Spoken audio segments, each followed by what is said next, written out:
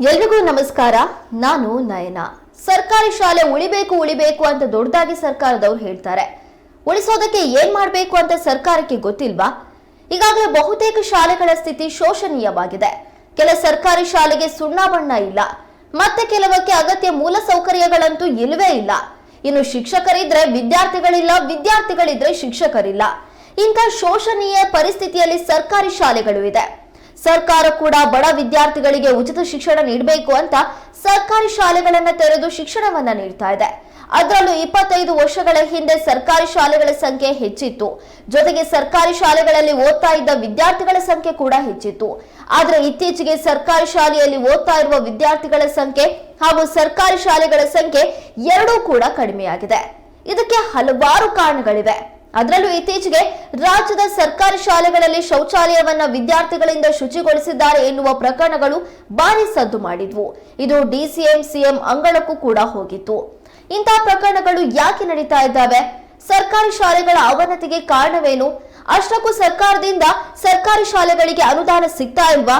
ಈ ಕುರಿತ ಮಾಹಿತಿಯನ್ನ ನಾವು ನಿಮ್ಗೆ ಕೊಡ್ತೀವಿ. ಇತ್ತೀಚೆಗೆ ಸರ್ಕಾರಿ ಶಾಲೆಗಳಲ್ಲಿ ವಿದ್ಯಾರ್ಥಿಗಳ ಸಂಖ್ಯೆ ಗಣನೀಯವಾಗಿ ಇಳಿಕೆ ಆಗ್ತಾ ಇದೆ. ಇದಕ್ಕೆ ಕಾರಣ ಏನು ಅಂತ ಹುಡುಕ್ತಾ ಹೋದ್ರೆ ಸರ್ಕಾರಿ ಶಾಲೆಗಳ ಕರಾಳ ಮುಖವೇ ನಮ್ಮ ಮುಂದೆ ತೆರೆಯುತ್ತೆ. ಹಿಂದೆ ಒಂದ್ ಕಾಲದಲ್ಲಿ ಸರ್ಕಾರಿ ಶಾಲೆಯಲ್ಲಿ ವಿದ್ಯಾರ್ಥಿಗಳು ಗಿಜಿಗುಡ್ತಾ ಇದ್ರು. ಸರ್ಕಾರಿ ಶಾಲೆಯಲ್ಲಿ ಓದಿ IAS, ಡಾಕ್ಟರ್, ಇಂಜಿನಿಯರ್ ಆದ ಅದೆಷ್ಟೋ ಲಕ್ಷಾಂತರ ಜನರಿದ್ದಾರೆ. ಆದ್ರೆ ಈಗ ಸರ್ಕಾರಿ ಶಾಲೆಯ ಬಗ್ಗೆ ಅಸಡ್ಡೆ ಮೂಡಿದೆ. ಅದರಲ್ಲೂ ಇತ್ತೀಚೆಗೆ ಒಂದು ಪ್ರಕರಣ ಜೋರಾಗಿ ಸದ್ದು ಮಾಡಿತು. ಸರ್ಕಾರಿ ಶಾಲೆಯಲ್ಲಿ ವಿದ್ಯಾರ್ಥಿಗಳಿಂದ ಶೌಚಾಲಯವನ್ನ ಶುಚಿಗೊಳಿಸಲಾಗಿದೆ ಅಂತ ಪೋಷಕರು, ಗ್ರಾಮಸ್ಥರು ಆಕ್ರೋಶ ವ್ಯಕ್ತಪಡಿಸಿದ್ರು. ಇಂತಹ ಘಟನೆಗಳು ರಾಜ್ಯದಲ್ಲಿ ಹಲವಾರು ಬಾರಿ ನಡೆದಿದ್ವು. ಇದಕ್ಕೆ ರಾಜ್ಯಾದ್ಯಂತ ವ್ಯಾಪಕ ಆಕ್ರೋಶ ಕೂಡ ವ್ಯಕ್ತವಾಗಿತ್ತು. ಇದರ ಬಗ್ಗೆ ಸಿಎಂ, ಡಿಸಿಎಂ ಕೂಡ ಎಚ್ಚರಿಕೆಯನ್ನ ನೀಡಿದ್ರು. ವಿದ್ಯಾರ್ಥಿಗಳಿಂದ ಶೌಚಾಲಯವನ್ನ ಶುಚಿಗೊಳಿಸೋದು ಪತ್ತೆಯಾದ್ರೆ ಅಂತ ಶಾಲೆಯ ಮುಖ್ಯ ಶಿಕ್ಷಕರ ವಿರುದ್ಧ ಕಠಿಣ ಕ್ರಮ ಕೈಗೊಳ್ಳಲಾಗುತ್ತೆ ಅಂತ ಶಾಲಾ ಶಿಕ್ಷಣ ಇಲಾಖೆ ಆದೇಶ ಹೊರಡಿಸಿತು. ಹಾಗಾದ್ರೆ ಶೌಚಾಲಯನ ವಿದ್ಯಾರ್ಥಿಗಳು ಶುಚಿಗೊಳಿಸಬಾರ್ದು, ಸರಿ. ಮಕ್ಕಳು ಓದೋದಕ್ಕೆ ಬರೋದು ಶೌಚಾಲಯವನ್ನ ಶುಚಿಗೊಳಿಸಬಾರ್ದು ಅಂತಾನೆ ಅನ್ಕೊಳ್ಳೋಣ, ಮಾಡಬಾರ್ದು ಕೂಡ ಹೌದು. ಹಾಗಾದ್ರೆ ಮತ್ಯಾರು ಶುಚಿಗೊಳಿಸಬೇಕು? ಇದೇ ದೊಡ್ಡ ಪ್ರಶ್ನೆಯಾಗಿರುವಂತದ್ದು. ಈ ಬಗ್ಗೆ ಶಿಕ್ಷಣ ಇಲಾಖೆ ಸಚಿವ ಮಧು ಬಂಗಾರಪ್ಪ ವಿದ್ಯಾರ್ಥಿಗಳ ಬಳಿ ಶೌಚಾಲಯವನ್ನ ಸ್ವಚ್ಛಗೊಳಿಸಬಾರದು, ಇದಕ್ಕೆ ಶಾಲಾ STMC ಸದಸ್ಯರು, ಮುಖ್ಯ ಶಿಕ್ಷಕರು ಜವಾಬ್ದಾರಿ ತೆಗೆದುಕೊಂಡು ಸ್ವಚ್ಛ ಮಾಡಿಸಬೇಕು ಅಂತ ಹೇಳಿದ್ದಾರೆ. ಈಗ ಕಾಡ್ತಾ ಇರುವ ಪ್ರಶ್ನೆ ಏನು ಅಂದ್ರೆ, STMC ಮತ್ತು ಶಾಲಾ ಮುಖ್ಯ ಶಿಕ್ಷಕರು ಉಸ್ತುವಾರಿಯನ್ನ ವಹಿಸಿಕೊಳ್ತಾರೆ, ಆದ್ರೆ ಅದಕ್ಕೆ ಅನುದಾನ ಇದೇ ಸಮಸ್ಯೆ ಆಗಿರುವಂತದ್ದು. ರಾಜ್ಯ ಸರ್ಕಾರ ಪ್ರತಿ ವರ್ಷ ಬಜೆಟ್ನಲ್ಲಿ ಶೌಚಾಲಯ ನಿರ್ವಹಣೆ ಹಾಗೂ ದುರಸ್ತಿಗೆ ಅಂತ ಪ್ರತ್ಯೇಕವಾಗಿ ಅನುದಾನವನ್ನ ನಿಗದಿಪಡಿಸುತ್ತೆ. ಜುಲೈನಲ್ಲಿ ಮಂಡಿಸಲಾದ 2023-24ನೇ ಬಜೆಟ್ನಲ್ಲಿ ಇದಕ್ಕಾಗಿ 30 ಕೋಟಿ ಹಣವನ್ನ ನಿಗದಿಪಡಿಸಲಾಗಿತ್ತು. ಈ ಅನುದಾನವನ್ನ ಶೌಚಾಲಯಗಳ ನಿರ್ವಹಣೆ ಮತ್ತು ದುರಸ್ತಿಗೆ ಬಳಸಬೇಕು. ರಾಜ್ಯದಲ್ಲಿರುವ ಸರ್ಕಾರಿ ಶಾಲೆಗಳಿಗೆ ಈ ಅನುದಾನವನ್ನ ಸಮನಾಗಿ ಹಂಚಿಕೆ ಮಾಡಿದ್ರೆ ಪ್ರತಿ ಶಾಲೆಗೆ ಸುಮಾರು 6,000 ರೂಪಾಯಿ ಬರುತ್ತೆ. 6,000 ರೂಪಾಯಿಯಲ್ಲಿ ಶೌಚಾಲಯ ಸ್ವಚ್ಛಗೊಳಿಸಲು ಬೇಕಾದ ಸಾಮಗ್ರಿ, ಶೌಚಾಲಯ ಸ್ವಚ್ಛಗೊಳಿಸುವವರಿಗೆ ಸಂಬಳ, ಇದೆಲ್ಲ ಎಲ್ಲಿಗೆ ಸಾಲುತ್ತೆ? ಒಂದ್ ವರ್ಷಕ್ಕೆ 6,000 ರೂಪಾಯಿ ಕೊಟ್ರೆ ಯಾರಾದ್ರೂ ಬಂದು ಶುಚಿಗೊಳಿಸೋದಕ್ಕೆ ಸಾಧ್ಯನಾ?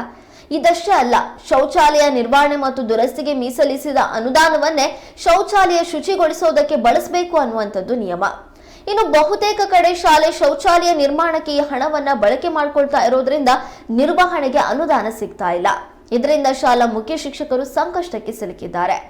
ಶಾಲಾ ನಿರ್ವಹಣೆಗೆ ಅಂತ ಹಿಂದಿನ ಸರ್ಕಾರ ಪ್ರತಿ ಶಾಲೆಗೆ ಕನಿಷ್ಠ 6,500 ರೂಪಾಯಿಯಿಂದ ಗರಿಷ್ಠ 9,000ವರೆಗೆ ವಾರ್ಷಿಕ ಅನುದಾನವನ್ನ ನೀಡ್ತಾ ಇತ್ತು. ಪ್ರಾಥಮಿಕ ಶಾಲೆಗಳಿಗೆ ಕಡಿಮೆ ಅನುದಾನ ದೊರೆತರೆ ಪ್ರೌಢ ಶಾಲೆಗಳಿಗೆ ಗರಿಷ್ಠ ಮೊತ್ತದ ಅನುದಾನ ಹೋಗ್ತಾ ಇತ್ತು. 2023-24ನೇ ಸಾಲಿಗೆ ಸಂಬಂಧಪಟ್ಟಂತೆ ಜುಲೈನಲ್ಲಿ ಈಗಿನ ಸರ್ಕಾರವು ಮಂಡಿಸಿದ ಬಜೆಟ್ನಲ್ಲಿ ಈ ಅನುದಾನವನ್ನ ಹೆಚ್ಚಿಗೆ ಮಾಡಿತು. ಶಾಲೆಗಳಲ್ಲಿ ಬರುವ ವಿದ್ಯಾರ್ಥಿಗಳ ಸಂಖ್ಯೆಗೆ ಅನುಗುಣವಾಗಿ ಕನಿಷ್ಠ 20,000ದಿಂದ ಗರಿಷ್ಠ 45,000ವರೆಗೆ ಜಾಸ್ತಿ ಮಾಡಲಾಗಿದೆ. ಆದ್ರೆ ಈ ಅನುದಾನವನ್ನ ಎಲ್ಲಾ ಶಾಲೆಯ ಎಲ್ಲಾ ಸ್ವರೂಪದ ನಿರ್ವಹಣೆಗೆ ಬಳಸಿಕೊಳ್ಬೇಕು. ಶಾಲೆಯ ಕೊಠಡಿಗಳು, ಆವರಣವನ್ನು ಶುಚಿಯಾಗಿರಿಸುವುದಕ್ಕೆ, ಮಧ್ಯಾಹ್ನದ ಬಿಸಿಯೂಟಕ್ಕಿಂತ ಮುಂಚೆ ಮಕ್ಕಳು ಕೈ ತೊಳೆಯೋದಕ್ಕೆ ಬಳಸುವ ಸೋಪಿಗೆ, ಸ್ವಚ್ಛತಾ ಪರಿಕರಗಳ ಖರೀದಿಗೆ ಎಲ್ಲದಕ್ಕೂ ಕೂಡ ಇದನ್ನ ಬಳಕೆ ಮಾಡಿಕೊಳ್ಬೇಕು. ಉಳಿದ ಹಣದಲ್ಲಿ ಶೌಚಾಲಯವನ್ನ ಸ್ವಚ್ಛಗೊಳಿಸಬೇಕು.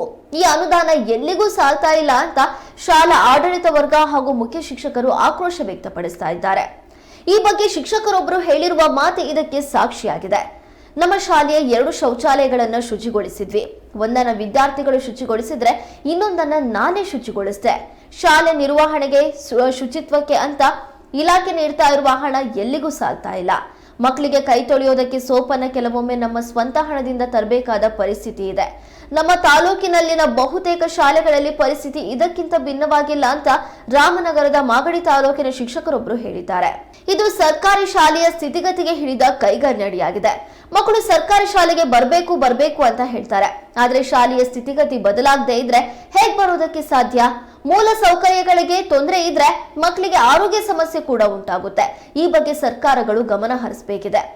ಖಾಸಗಿ ಶಾಲೆಯಲ್ಲಿ ಹೈಟೆಕ್ ಮಾದರಿಯಲ್ಲಿ ಶಿಕ್ಷಣವನ್ನ ನೀಡುವಾಗ ಸರ್ಕಾರಿ ಶಾಲೆಯಲ್ಲಿ ಕೊನೆ ಪಕ್ಷ ಮಕ್ಕಳಿಗೆ ಬೇಕಾದಂತ ಮೂಲಭೂತ ಸೌಕರ್ಯಗಳನ್ನಾದ್ರೂ ಸರಿಯಾಗಿ ನೀಡಬೇಕಲ್ವಾ?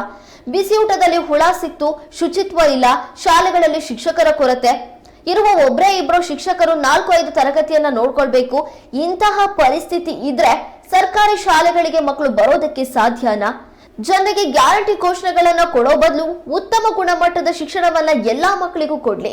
ಯಾಕಂದ್ರೆ ಪೋಷಕರಿಗೆ ಮಕ್ಕಳೇ ಗ್ಯಾರಂಟಿಗಳು. ಮಕ್ಕಳ ಭವಿಷ್ಯ ಉಜ್ವಲವಾಗಿದ್ರೆ ತಂದೆ ತಾಯಿಯು ನೆಮ್ಮದಿಯಿಂದ ಇರ್ತಾರೆ.